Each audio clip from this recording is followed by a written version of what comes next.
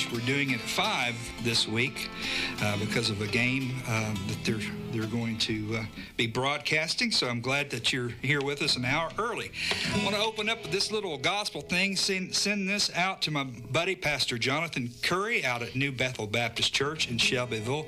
I was there this past Sunday for their homecoming service and got to sing a few songs there. They've been there 170 years.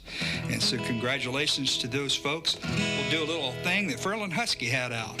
On the wings of a snow-white dove, he sends his pure, sweet love, a sign from above. On the wings of a dove,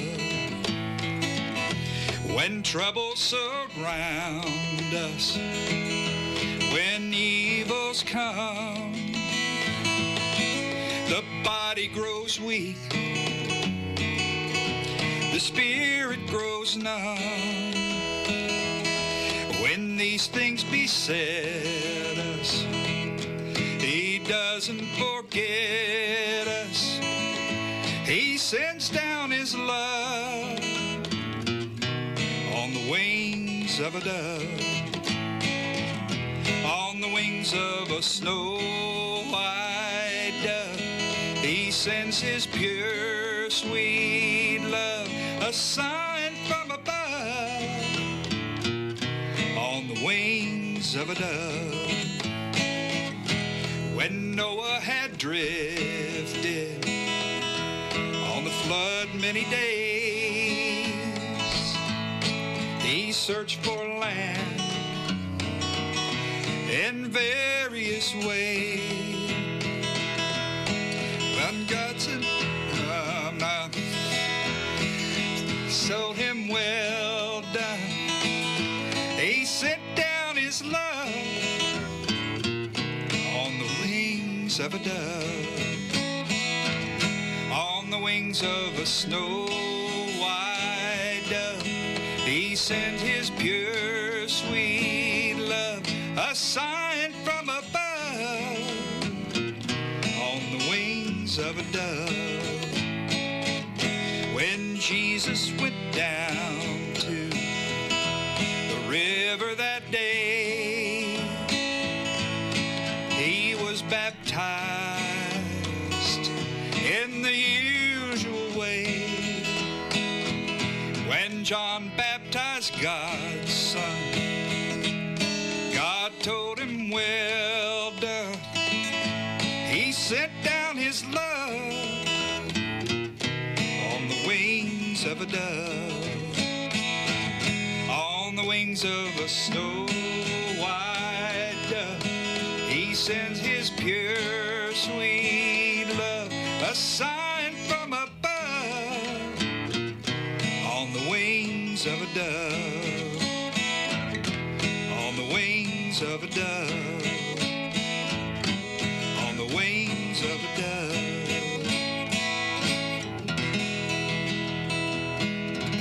Wings of a dove.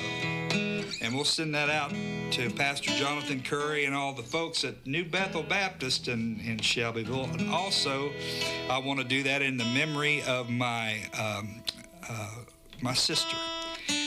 It's her birthday today. She would have been 57. We lost her a few years ago to a stroke, but I know that she's in a better place, and so I want to kind of dedicate that to her and her memory tonight.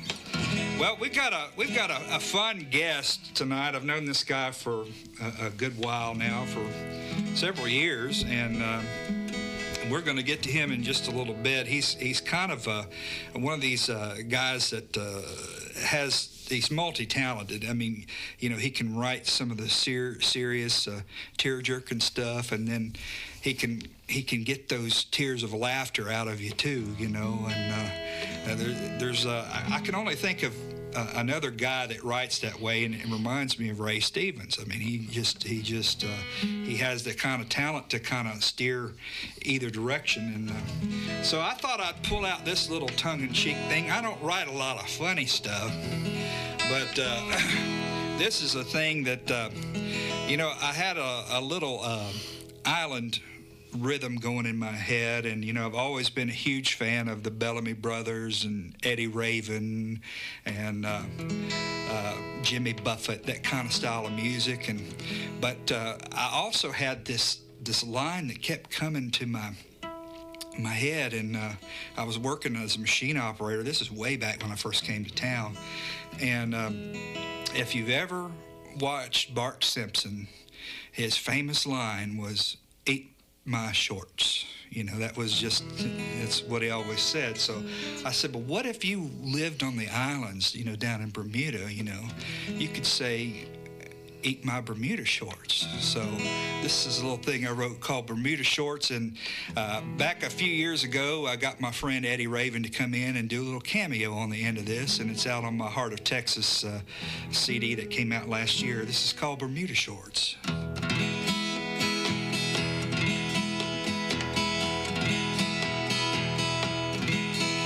Every thought I've thought and every fight I fought was just to try to stay in the game. Emotions run the gamut in this game we play, but the score always comes out the same. You run to him and then you run back to me. Now you're telling me you want me to leave. Then you ask for a number as I'm walking out, where you can reach me if you feel the need. Well, you can eat my Bermuda shorts, or any other saying of that sort, 'cause I'll be down there with my cohorts on the sand by the sea. Eddie Raven's got Mexico, and Margaritaville is where Buffett goes.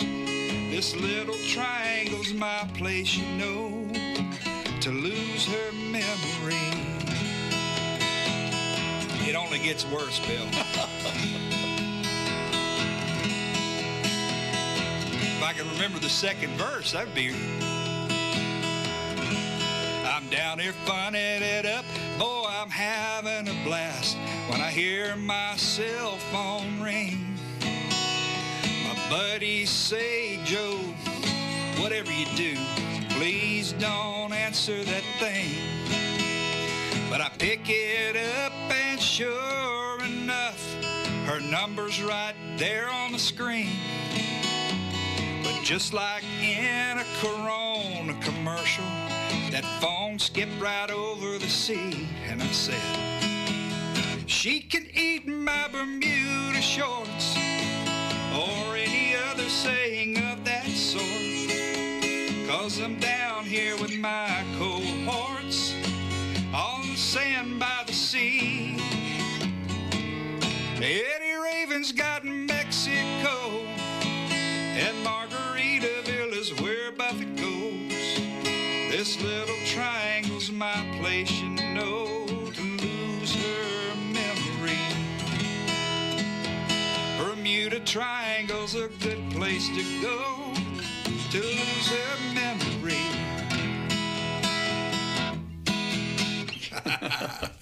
Bermuda Shorts. Well, I'm here with my buddy, Mr. Bill Whyte. Bill, happy birthday, Joe. Oh, well, couple days. Happy birthday. Well, appreciate that, Bill.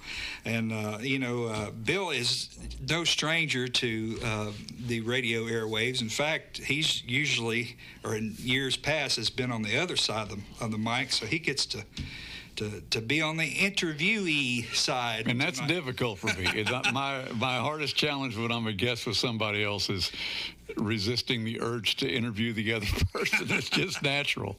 How many years in radio have you had, Bill? Oh, gosh, I'm out of it now, but, I'd say, I don't even know, Joe, 30, 35 years, I guess, or something like that. And you made it all the way to the Country Radio Broadcast Hall of Fame. Yeah. You're in some steep company. Oh, yeah, you can't dream about that. I mean, you're working here at a small market radio station now, but my first little radio job, I was 18 years old and in Missouri, where I'm from, and I was actually listening to a little AM country station about 30 miles from where I live, and I heard this young guy on there that I knew. I knew his voice, and I'll never forget it. His name was Steve Whitmore, and Steve and I competed in public speaking contest in the FFA. And I just thought it was the coolest thing hearing somebody I knew on the radio. And then I remembered that I beat him, in those contests. And I literally thought, now, if he could do that, why can't I do that? And I pointed that car north, went about 30 miles, and I found that radio station. And it was in a one-bedroom trailer in a cow pasture, KPCR radio, cow pasture country radio is what we called it. And it was a mom and pop, husband and wife owned it. And I don't even remember what I said. I just remember going in and telling them I wanted to be a disc jockey with no experience. And he had me fill out a little application for him. And then he took me in the studio that day. And he said, okay, these are your records. This is how this works. Here's the board. Here's blah, blah, blah, blah, blah. And I said, okay. And then he left. And I was on the air, for about 20 minutes. Must have been the worst thing ever for anybody to hear, I'm sure. But out of that, I was just getting ready to go to college, and I got a letter back in the day when people wrote letters telling them they were going to hire me to do weekends there, where I'd come home from college every weekend and do 2 shifts there. And it was called the Weekend Warrior. And that was my first shot on the radio in that little one-bedroom trailer. And then when they got a little money, they actually built a barn, and the radio station is still there and sits in a barn now in a cow pasture. Wow. So, and what's interesting is the great thing about small market is, it gives people like you and me, or when you're kids, it gives you a chance to Exactly. Gives you a chance to learn the craft. And there was a guy on the radio there, a young kid too, Duke Hambleton. Or he was Earl Wilmus when they first hired him, and he was just a kid too. And he left and went in the Navy, and I lost all track of him. And I moved around all over the country. And when I was playing music with the band, we went to Cincinnati, Ohio, to play a gig in this great big club. And in he walks. The radio station is sponsoring that night at that nightclub that I played at, and it was Duke, and I just couldn't believe it. And he was responsible for bringing me into major market radio a little bit at a time. And for those of you that don't think, that dreams can't come true, I'm a living example of that, because both Duke and I are in the Country Radio Broadcast Hall of Fame, and we both started in that cow pasture together as kids. So anything's possible. Do you have any particular broadcast heroes that you look up to? Oh, yeah. Like, I think of guys in my generation, like Harold Hensley and those all-night trucker disc jockeys. I listened to them too, and Bill Mack. Out of Mike Hoyer up in Des Moines. But my overall, you might not know some of my heroes, because I was really in, writing a lot of comedy for radio shows. It was full bore entertainment. So my biggest radio hero is a guy we just lost a few weeks ago, Gary Burbank, up in Cincinnati. And Gary, a lot of you will know, Gary did The Voice and wrote all those scripts for Earl Pitt's American. You know what makes me sick? Yes. Yeah, he was Earl Pitts and all these other characters, and we got to be good friends. Man, and I had forgotten about Earl Pitts. Yeah. I used to listen to that all the time. Brilliant. We have a segment on there. Brilliant. He had that syndicated throughout. Oh, yeah. Yeah, he did. And my other radio hero was Jerry House, who worked in Nashville all those years.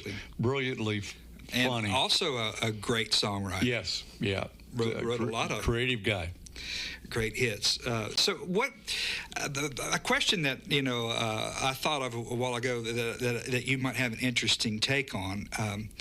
Let's talk about technology back then versus now. It's a world. Technology? Yeah, it's a world of difference. You were literally spinning records back then, and reel-to-reel tapes. And a lot of folks out there don't realize, I don't think, just how computerized it is now. I mean, it's just very, very much automated these days, as compared to having to. I mean, I'm sure you had to know what time a certain record was and when to cue and when to fade and all of that. It must have been a little bit more nerve-wracking back then. Especially in major market, because you're on ratings and you're in wars all the time. You have to pay more attention to that. Small market, not so much. It's pretty loosey-goosey, which is the big fun of working at a small market radio station, I think. But yeah, I started playing 45 RPM records, and then we went to cartridge tapes, and I'd have to dub the music onto those those cartridge tapes. And I resisted technology for a long time because you get comfortable in your own environment. I was very comfortable just spinning records, and then they go, I got to learn how to use a tape. And then the next thing was they brought in CD players, and I thought, I will never learn how to use a CD player. And now they don't even have that. And now those are gone. Then they went all digital, and about the time when they went all digital was when I just had a little sit down with myself going, you know what, Bill, if you don't adapt, you're going to die. And so I just changed my whole mindset. I just went to, what have you got new? Show me how to use it, because it makes your life easier. Right. If you can roll with technology. You know, you and I are alike, because I still love to hear music on vinyl. Mm-hmm. But technology will make your job quicker, faster, easier. The radio station sounds better. The music sounds better. So, did you ever have a record skip on you? Oh, of course. You know, I remember that same guy I told you about, Steve Whitmore. He used to put on like a long playing comedy album or a long playing album, and the Dairy Queen was about 3 miles away, and he'd jump on his motorcycle and get a chocolate malt and be back before the record stopped, and there'd be nobody in there, you know. So, but yeah, that happens, you know, and that's how you learn how to dance on your feet too. Is when you have, just like a minute ago when you forgot the words to "Wings of a Dove," you learn to keep on going. Just keep going. You just keep on going. And you know, my years in and around the music business, I've seen some of the biggest stars forget words on stage. All the time. They just sort of watermelon and songs out. That you've sung 100 times. Yes. And sometimes your mind just, there's nothing there. Well, there's nothing there in my mind most days, but that's besides the point. You've been songwriting, though, I read, since you've been about 16. Yeah, I wrote my first song when I was 16. You sort of had two loves grow together with the radio and the music, you know, and that's happened some, but it's not too often that takes place. Usually, a lot of our favorite radio personalities aren't musically inclined at all, but you had that too. Was it country music that you kind of honed your teeth in, or did you kind of like a little bit of everything? Oh no, I grew up with my mom. You know, mom and dad, 2 brothers and 2 sisters. It was a family where if the church lights were on, we were there. You know, right. I didn't have a choice. You know, it was that kind of deal. And the other no choice I had was, if we were driving to church and the radio was on and I'd reach over to turn it to a rock and roll station, I'd get my hand slapped because my mom was a big country music lover, and that's all we listened to. So it just kind of seeped into me from a very young age, and that's, you know, kind of all I've done until I went to college. I never really had listened to the Beatles or a lot of rock, and there were some guys in my dormitory that played in rock bands. I was playing in a country band, and we sort of educated each other. Then there was a folkie, and I can remember him walking in one day all excited saying, you got to listen to this album. And it was John Denver, you know, Poems and Prayers and Promises. And it's the first time I'd ever heard John Denver. So that really opened up my musical boundaries a little bit, being in college those 4 years and hanging out with those guys. Do you remember the first big-time country star that you met or were around? I do. At first, when I interviewed that little one-bedroom trailer radio station, there was a little Opry a few miles north of us where they would book in semi-stars to come up there. But the very first person I interviewed was playing there, and they would bring him by for an interview, and it was Kenny Price. Oh, wow. The Round Mound of Sound. Wow. And keep in mind, this is a one-bedroom trailer with, you know, a sliding door like you see there. So Kenny had to turn sideways to get in that tiny little studio. He was a big man, you know. Oh, I loved him. You know, my favorite song of his is "Walking on Newgrass." I always it's still my favorite too, Joe. Didn't it have horns on it? Yes, it did, which was unusual. Yeah, but you know, it was Ring of Fire. You couldn't name many songs back in that era that had horns on it. That's right. So you got into the songwriting thing. Did that develop as you were in your broadcast career? Would you say that sort of helped maybe open some doors for you in that regard? I think both skill sets opened doors, you know, and kept me working all the time. I was able to use, you know, my writing skills, even the songwriting skills, because I would write funny songs that were in the news and things like that and play them on the air, you know, and use it. In fact, I'll tell you a great story, Joe. I don't know if I've ever told you this story, but I landed in major market radio from a stupid song that I wrote. Really? I was in Cincinnati, Ohio, where Duke had brought me in. I was doing an oldie show to start with on Sundays, and I could not get on the air full time no matter how hard I tried. I was sweeping floors and learning computers, whatever they wanted me to do, and I was just frustrated. I just couldn't land a job, so they hired a new program director who came in, and I had gone to my general manager and said, what have I got to do? Is there anything you would suggest? And he said, yeah. He said, we've got a new program director coming in. He says, if I were you, I'd wrap myself around his legs. So he no more than came, and I didn't know this at the time, but the new guy that they hired, we were in a war with another country station that was playing a lot of music. And so we tried to counter by playing more music. And for a guy like me that's creative, it was death. It's the most boring thing in the world to read a liner card. They actually wrote what you read, word for word. You had to read it verbatim. And so that's hard for me. I'd be in trouble because I'd ad lib, and then I'd get called in and go, no, Bill, read. But anyway, so he comes in, he drops his bags. I just have a chance to say hi to him real quick, and he goes to the country radio seminar, which was going on here in Nashville from Cincinnati. While he's gone, I'm sitting there watching the news in Cincinnati one night, and there's a story about the Home State Savings Bank going down and taking a whole lot of people's money.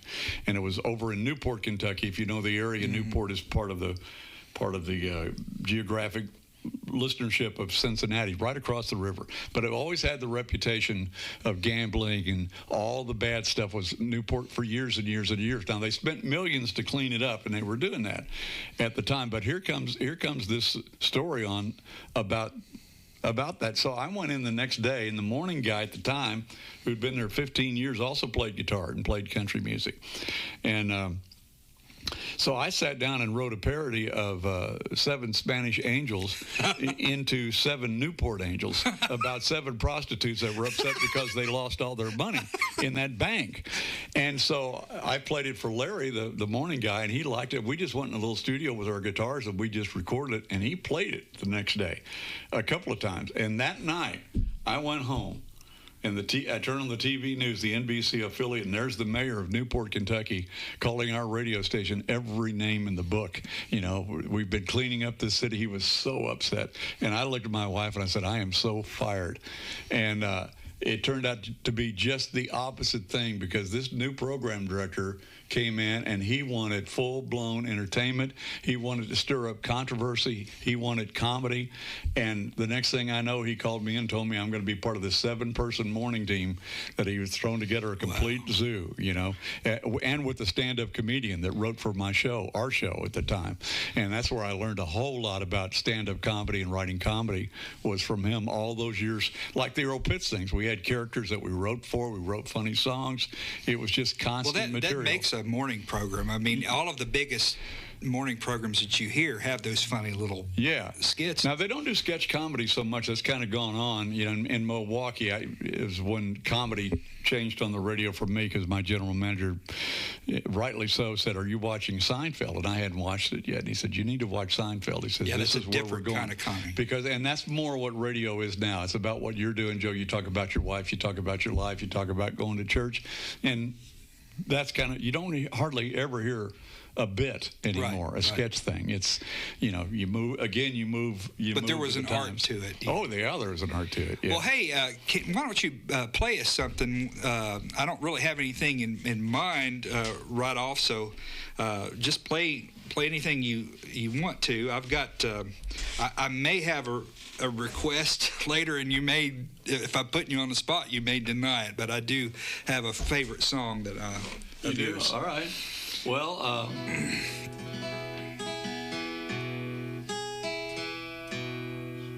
I'm always working on funny songs. Maybe your listeners can let you know whether this should be finished or not. I'll play you what I've got here, Joe. You'll be the first to hear this. Oh, world debut on WLIJ, Front Porch Jammin'. Here's Bill Whyte. When she asked if I wore boxers or briefs, I said depends, and that's all I've got so far. So because frankly, Joe, I don't know where to go with it after that, to tell you the truth. Well, there's a few ways you could go with it, but I don't know if you'd like any of them. No. So,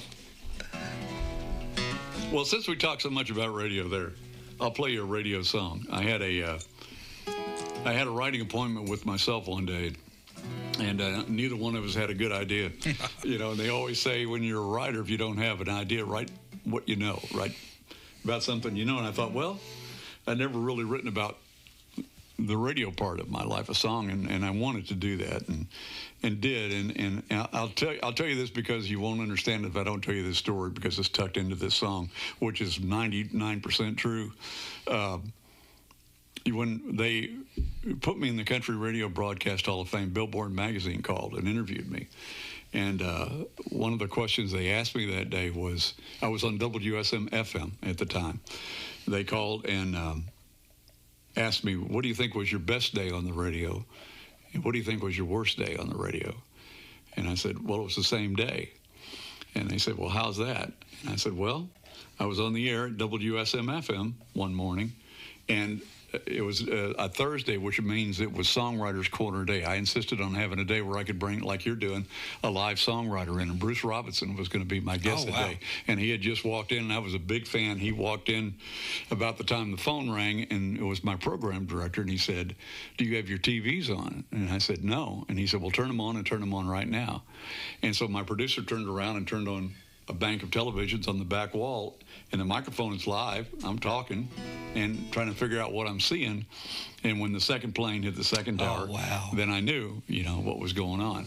And that day,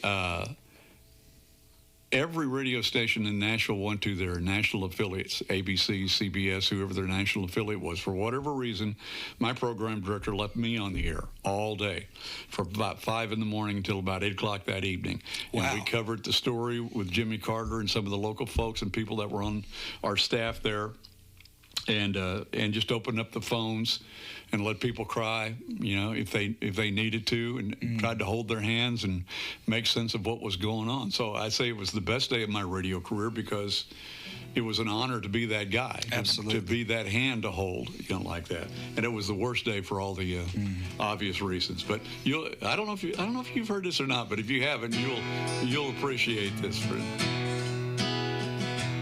Keep in mind, it's all true.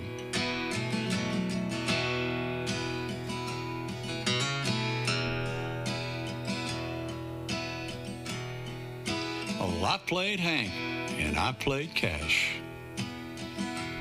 I drug a needle through the Eagles and a stack of wax. And I'm the butt end of that tired old joke, 'cause I got a face for radio.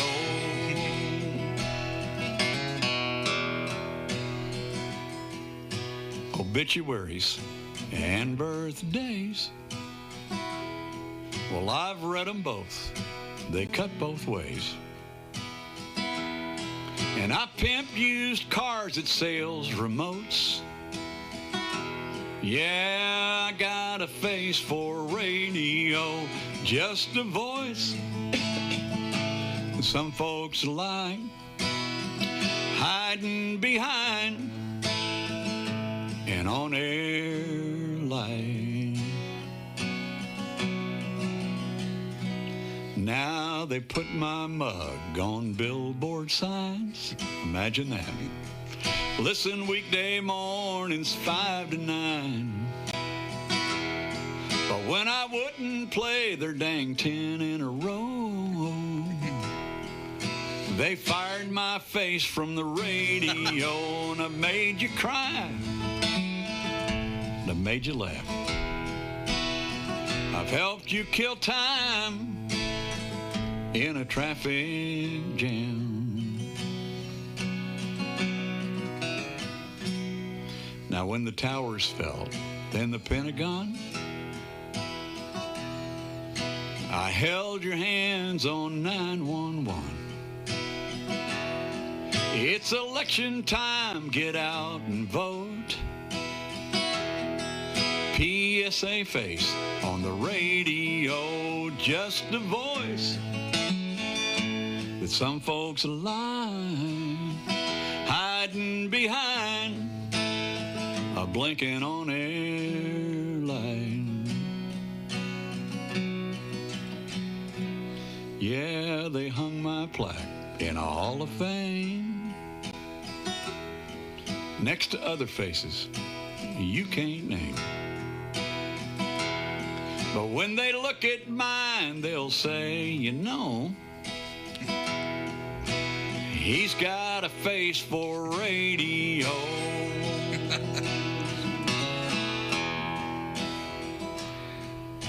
And if someday it's heaven for me,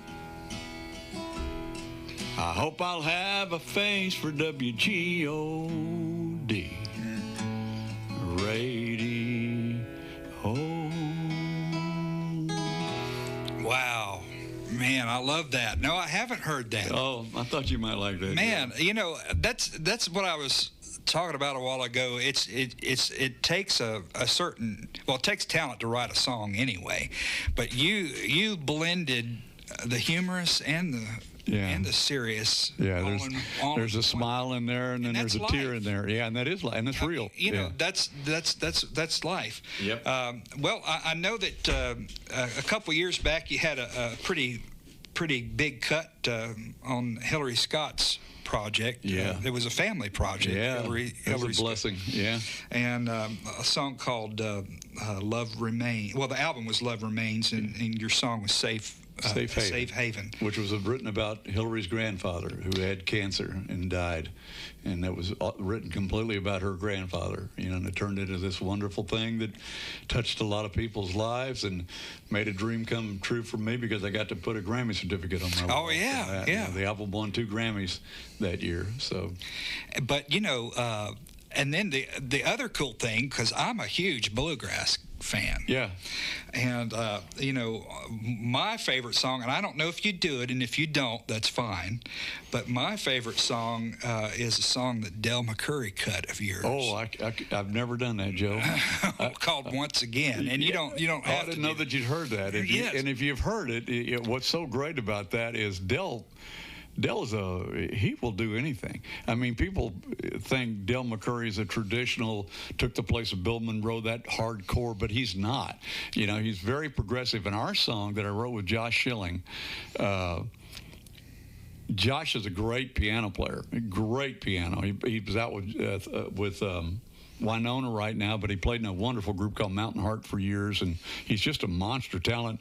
And now he's out with Marcus, who's the blues player. He's out with an all-star band playing with those guys. Anyway, he knew Del, had a relationship with Del, and he just played it for him.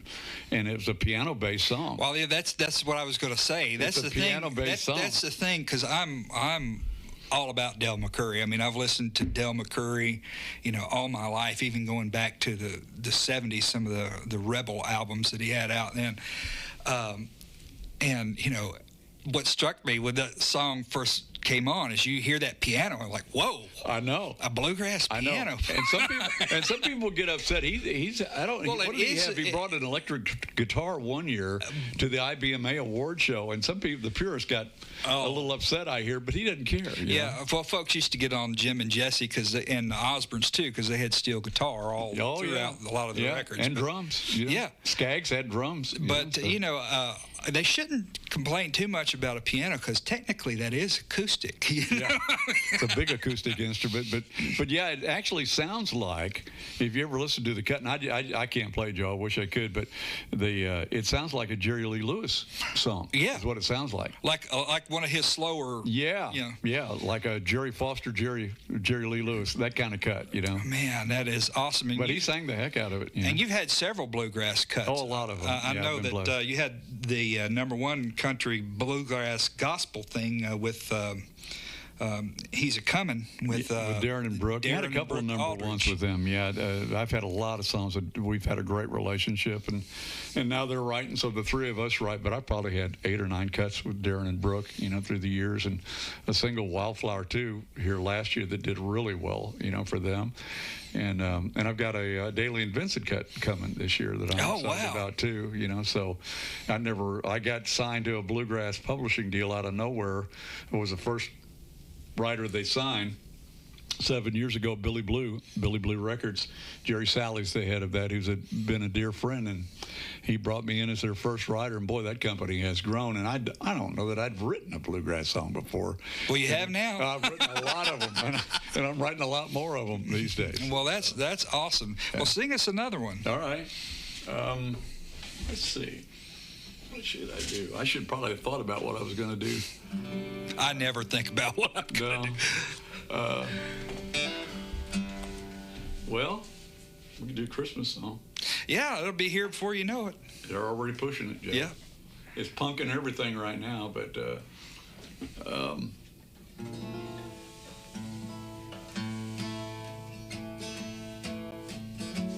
it's Christmas time again. I ain't hanging with a bunch of friends, but I've got a glass that's chilled and some beer on ice.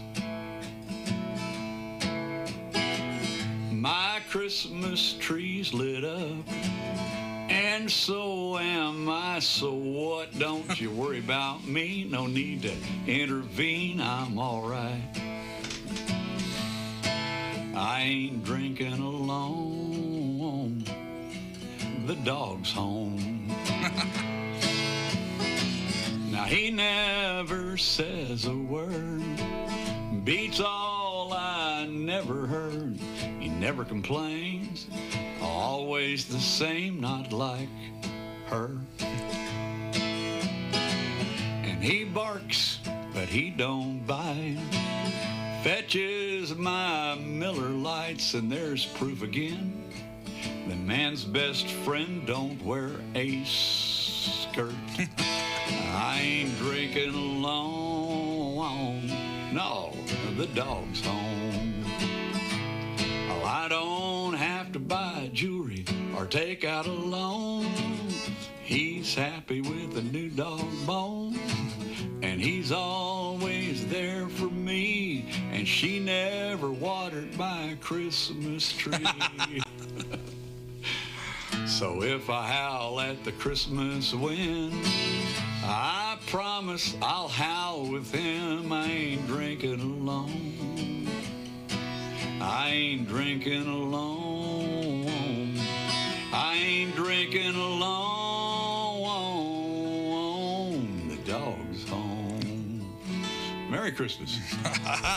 Love that. The dog's home. Wrote that with a buddy. I think you know Gerald Smith, don't you? Oh, yeah. Wrote that with the Quacker, Gerald Smith, and Paul Bogart is a great. The Georgia Quacker. He's the guy on Hee Haw. He did all the duck quacking. He did.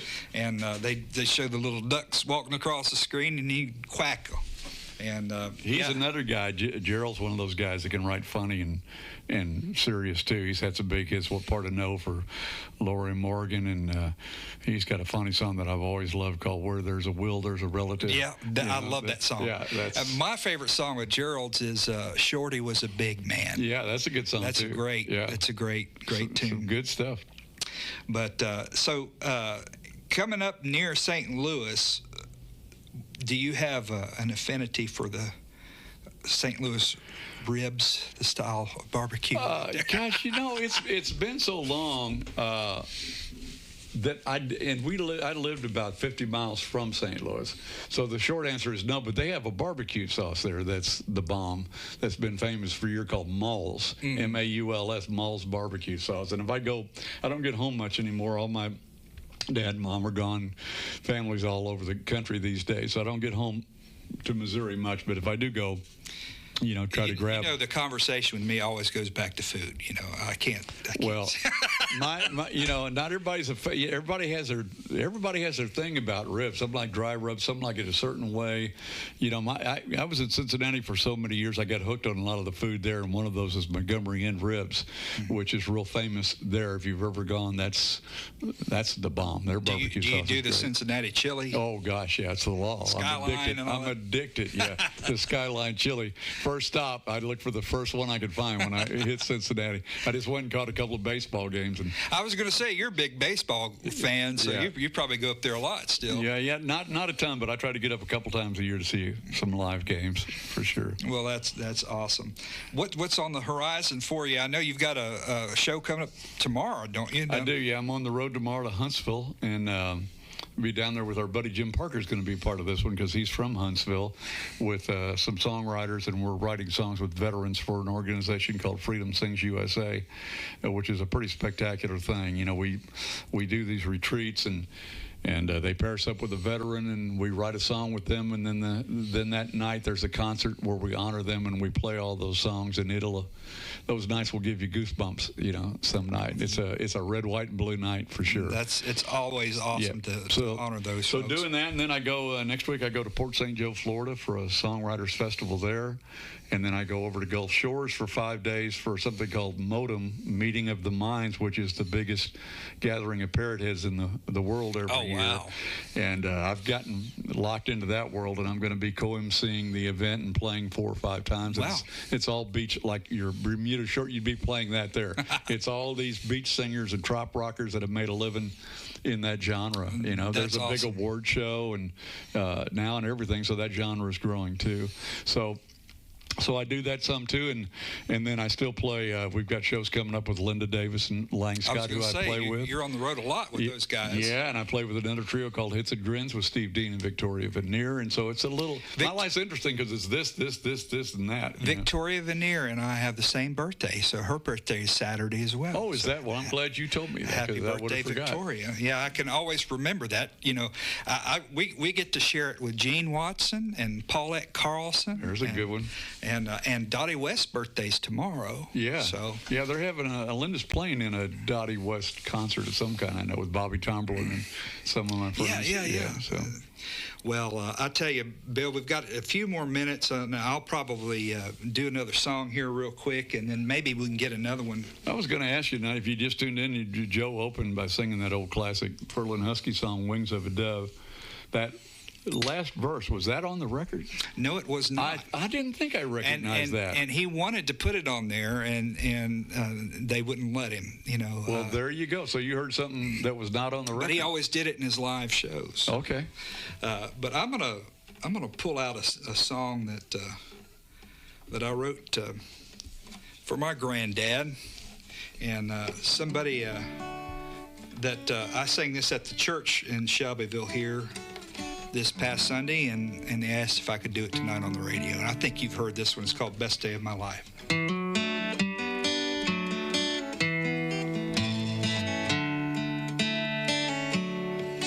In a little country church just on the edge of town, young bride walks down the aisle in a homemade wedding gown. The groom stands at the altar, his chest swelled up with pride. They take their vows, walk out the door, then he looks at her and sighs. This is the best day of my life. At last you're now my wife. Can't wait to see what's around the bend. A new life now begins. This is the best day of my life. A few short months later, in that same old country church, the preacher stood before the people, laying down the word. He felt the Spirit tug him to that altar. He would go. When he stood up, he shook that preacher's hand and said, I just want you to know, this is the best day of my life. I found new hope in Jesus Christ. Can't wait to see what's around the bend. Eternal life begins. This is the best day of my life. The years flew by, the kids have grown, there's grandkids and great ones too. And we all share the Savior Grandpa introduced them to. His eyes have grown weary, his journey's reached its end. Brushing back the tears, they all surround his little bed. And they can't see the angel standing by his side. He looks up, gives them one last smile, and begs them, please don't cry. This is the best day of my life, for I'm going home tonight. This is not the end. I'll see you all again. This is the best day of my life. No, this is not the end. Eternal life begins. This is the best day of my life.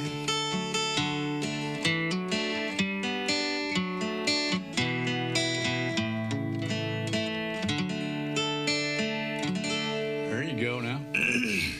So you wrote that for who? That was about my granddad. About your granddad. And it's hard to believe he's been gone 20 years now, and I wrote that for his funeral. But Bill, thanks so much for coming by today. Let's get another quick song out of you here, and you got time? I think we do. They'll tell me if we need to cut it short. But tell them how to get a hold of you. You have Bill. Is it BillWhiteMusic.com or No, Bill? It's BillWhiteComedy.com. BillWhiteComedy.com, and the last name is spelled with a Y, so it's WHYTE, which is a little different. Yeah. All right, Bill. Well, thanks so much. And what are you going to sing for us? Well, I know you like traditional country music, Joe, and so do I. I mean, I write towards trying to get stuff on the radio, which doesn't allow you to write a whole lot of traditional anymore, right. You know. But this is a stone country song. See if I can remember it.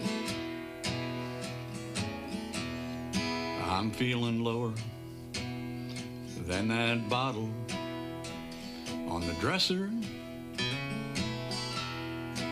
It's been a year since she took both kids and left. And I ain't saying that I didn't have it coming. I deserve to be sleeping in this guilty bed. And the only thing that gets me back to daylight is that beer-stained Bible and the country on the radio. So I seek comfort in those four apostles, Matthew, Mark, Luke, and Jones. Yeah, I've been lifted by so many of their verses. Their words, Lord, they fill my empty soul. They speak of sin and faith, and thank God, redemption. Matthew, Mark, Luke, and John, I'm feeling you need to go to break here, Joe. Well, thank you so much, Bill. We certainly appreciate it, and I hope all of you folks out there in Radio Land have enjoyed our Front Porch Pickin'. We come to you every second and fourth Thursday of the month, so we'll be back the second Thursday in November. So thanks for joining us today. You can always reach me at joerucker.com and Bill at Bill Whyte, WHYTE. Why? Because I love you. BillWhiteComedy.com. That's it, yeah. But thanks for listening in today from that Front Porch Jammin' on WLIJ. Have a good one. Kick off your boots and stay a while. We're 98.7 AM 1580 WLIJ, Shelbyville, Tennessee. Now that's country.